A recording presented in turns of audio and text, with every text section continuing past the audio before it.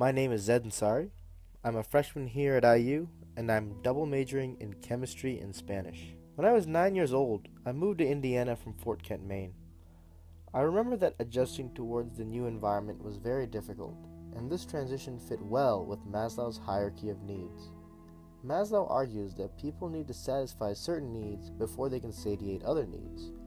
His order entails physiological needs, safety needs, belongingness and love needs, esteem needs, and finally, self-actualization.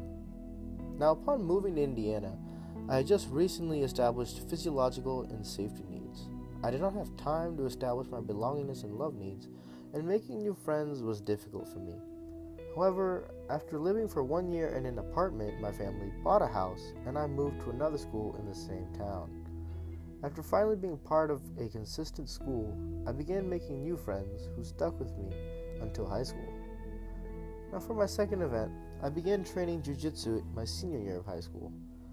And then after coming to IU, I joined the jiu-jitsu club here.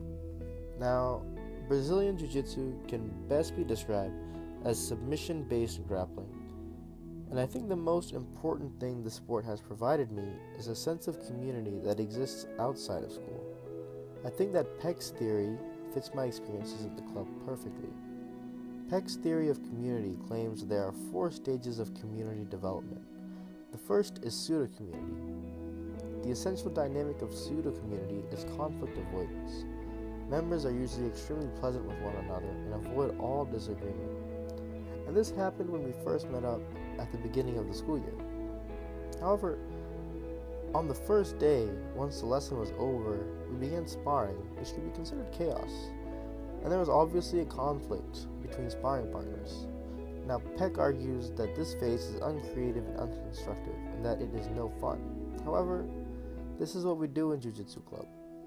There is a natural conflict, but overcoming this conflict requires the emptiness phase, which is when individuals deal with their egos after being submitted or when they lose a match.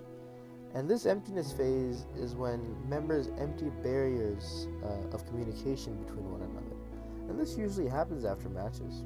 I often find we become more honest with one another after sparring. And once individuals get over being submitted and realize that it is okay, these same individuals of this club can work towards forming a true community. And it shows.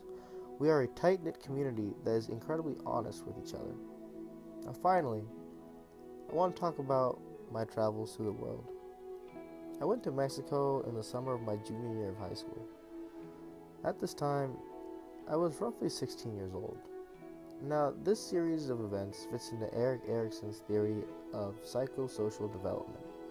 According to Erikson's psychological development theory, individuals go through age stages from infancy to adulthood. These stages are divided by age, and each has its own obstacle to overcome. I was in the identity versus role confusion stage. Now, during this stage, adolescents search for a sense of self and personal identity through an intense exploration of personal values, beliefs, and goals. I think going to Mexico really shaped how I view other cultures and myself. I was becoming more independent, and being exposed to different cultures really changed how I view my own culture and what I could adapt to my own values.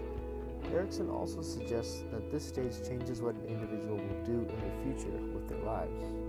After going to Mexico, I seriously began contemplating spending an extended period of time somewhere in Latin America. And I think I will. So who am I?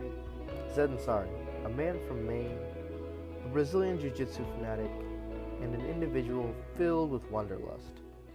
But I am so much more.